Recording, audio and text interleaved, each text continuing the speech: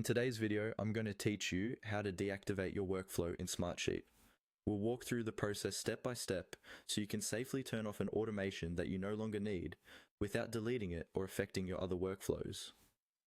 This is especially useful if you have reminders, alerts, or update requests going out automatically and you want to pause them, for example during a project change or testing period.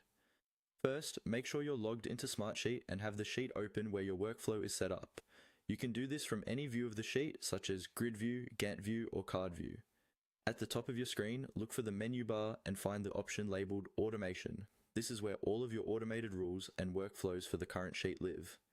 Go ahead and click on Automation. When you do, a drop-down menu will appear with several options related to creating and managing your automations. From that drop-down, choose Manage Automation Workflows.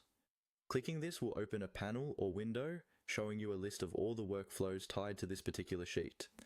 Here you'll see things like when each workflow is triggered, what it does, and whether it's currently active or inactive.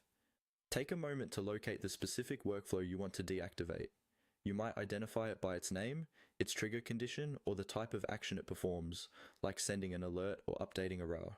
It's worth double checking that you've selected the correct one so you don't accidentally turn off the wrong automation.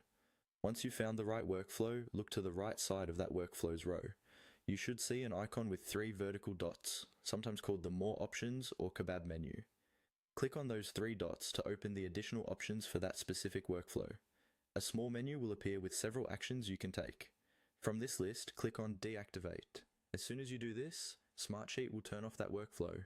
It will remain saved in your account, but it will stop running automatically until you choose to reactivate it later. That's all there is to it. By following these steps, you've successfully deactivated your workflow in Smartsheet, giving you control over when your automation should run and when they should pause.